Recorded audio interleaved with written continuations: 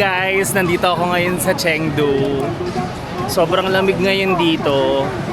Bale, nakaka-haggard yung biyahe ko kasi connecting flight ako Phnom Penh to Shanghai tapos Shanghai to Chengdu. Kaya ang eksena ko, hindi ako masyado nakapag-video kanina kasi sobrang baba na nung energy ko tapos hindi ako nakakatulog sa plane. Tapos nandito ako sa Chunxi Road. Basta ganyan, CHUNXI. So basta yan, Chunxi Road, ganyan. So nandito yung hotel ko. Dito sa area. Actually ang ganda nung napili ko kasi bababa lang ako ng hotel tapos ganito na yung eksena. Center siya dito sa Chengdu. Tapos nakakatuwa kasi ang daming tao. Sobrang buhay na buhay. Ako dito sa Chengdu ng 12 ng tanghali.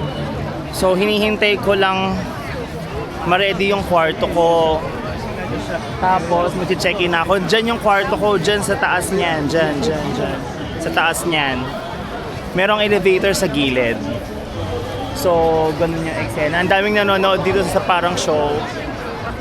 Ayan. Medyo mababa pa yung energy. Kakadating ko lang eh.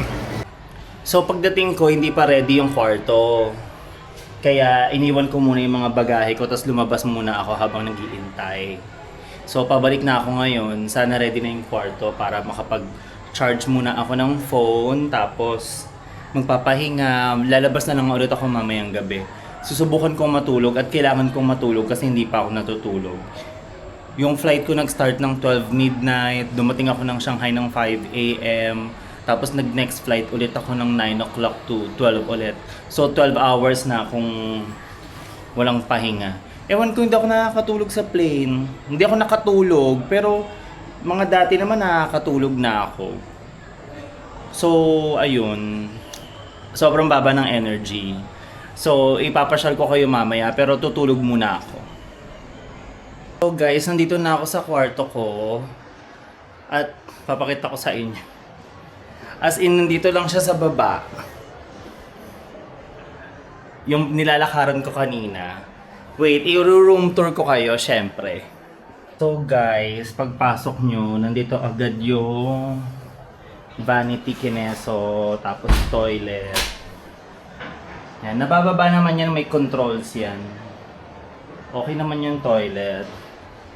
Ayan, okay din naman siya. Tapos may TV na malaki. Parang 50 inches ata to.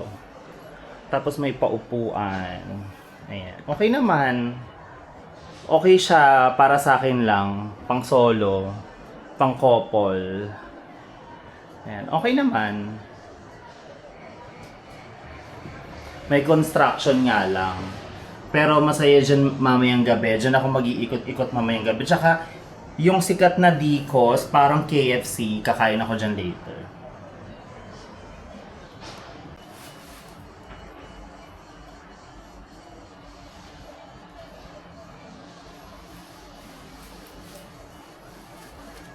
Sobrang lamig, as in. Kaya doble-doble.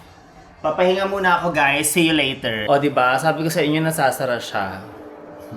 Hahanapin ko kung saan yung control no tong isa. Saan kaya? Hala, paano ako magbibihis? Saan kaya yung pindutan dito? Para dito. Saan kaya yung pindutan? Nakita ko yung pindutan para dito sa tapat ng kama. Doon ko siya nakita. Ayun, nahanap ko na doon din sa gilid ng kama.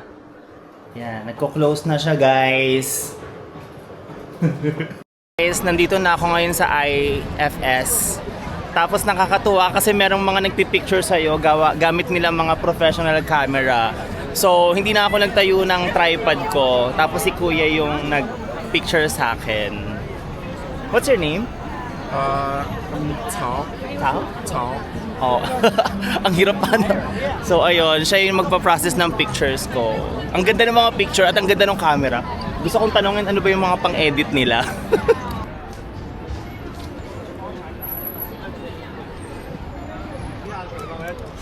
So guys, kinuha ko na lang si kuya na magpa-picture. Pinasunod ko na lang siya sa mga gusto kong spot na mag-picture. Tapos hindi naman ganun kamahalan. Ewan ko kung ganun kamahal. Tsak mamaya na lang ako magko-convert. Ayan, so pinaprocess na niya yung mga pictures. Tapos siya yung nag-decide ng mga posing ko. Dapat tawag dito, yung mga signature pose ko. Si kuya, kung ano ng mga pinagpapagawa sa akin. Pero parang same lang din naman.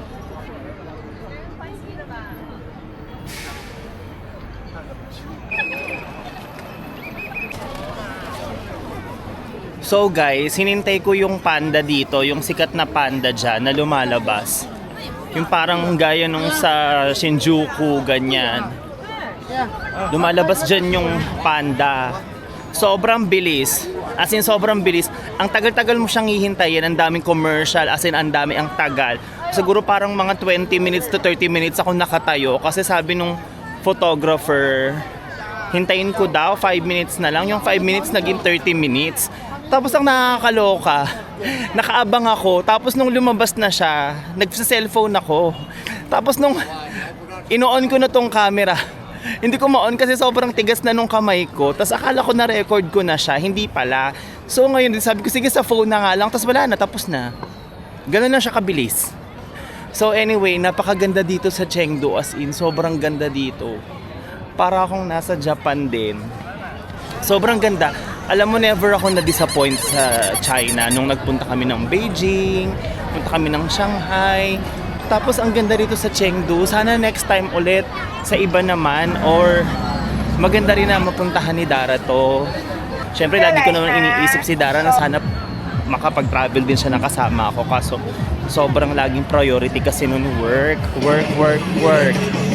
Pero ganun pa man, hindi pa rin siya nawawala sa isip ko na sana makasama ko siya ulit. Minsan tulad niyan, ngayon, big no-no talaga pag winter. Kasi na-experience namin siya sa China. Kasi mahina talaga siya sa lamig. So ayun, nag-storytelling lang ako kasi naglalakad na ako ngayon.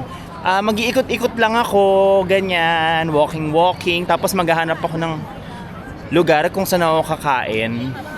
Kasi I need to take my medicines, ang maintenance ng inyong trentahe na Marse.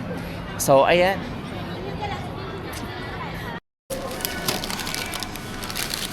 Nag-order ako ng chicken wings. Tapos, chicken teriyaki.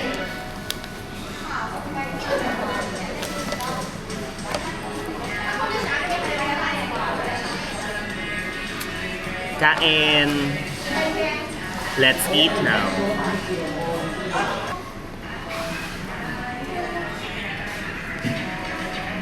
Sarap. Sarap.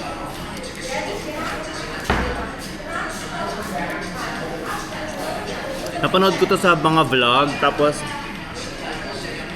sobrang sarap daw ng chicken.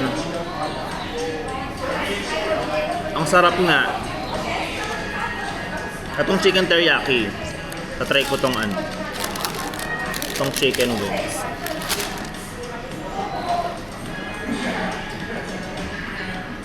Sarap! Ang sarap!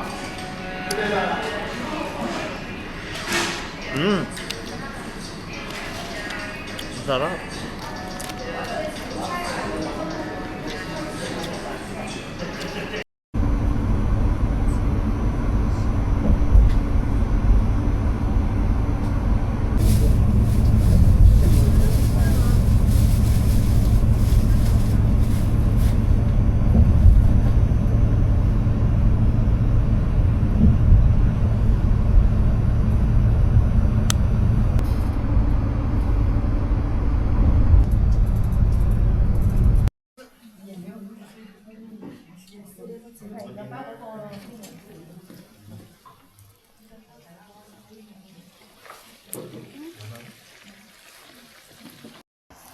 So, ito yung mga kasama ko. Yan, sila. Say hi to my vlog.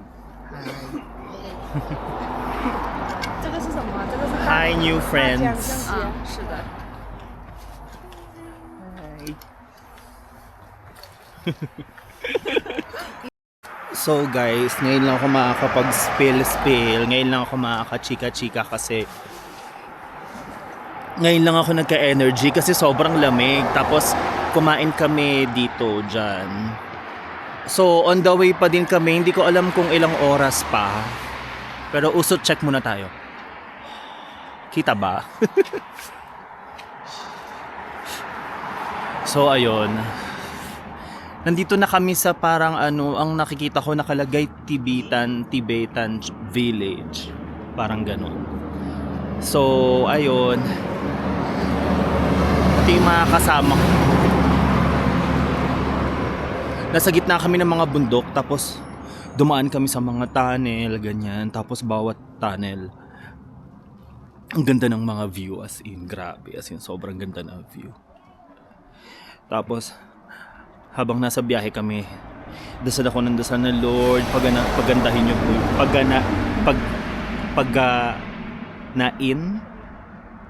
basta mapagaan po sana yung pakiramdam ko, gumaan yung pakiramdam ko kasi parang magkakasakit ako kasi nga sobrang lamig. Nandito na kami sa first destination namin. Tapos binibigyan kami ng oxygen, parang oxygen tank, ganyan, oxygen spray.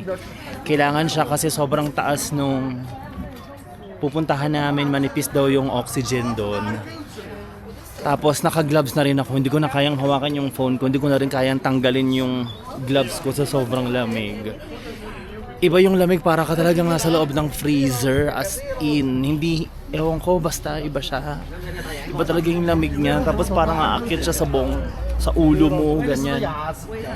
Anyway, iniintay ko lang sila. Ayoko lumayo kasi nga meron akong dalawang kasamang babae, sila lang yung nakaka-English, tapos onti pa.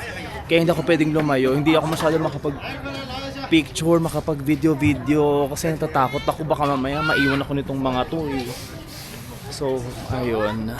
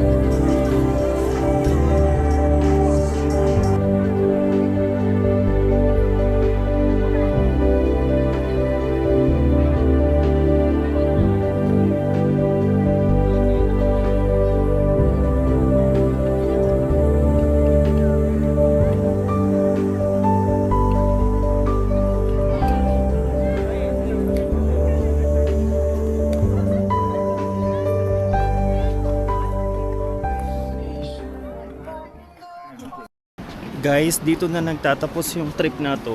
Bukas meron ulit. So, ganito talaga yung eksena ko. Balot na balot ako.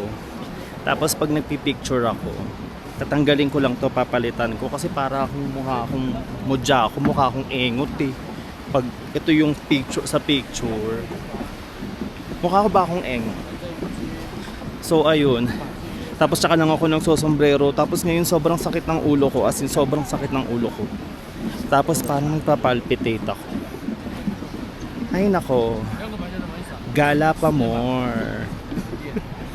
Ganda dito. Dito yung drop off ng bus. Grabe yung pinagdaanan bago kami makarating dun sa tuktok.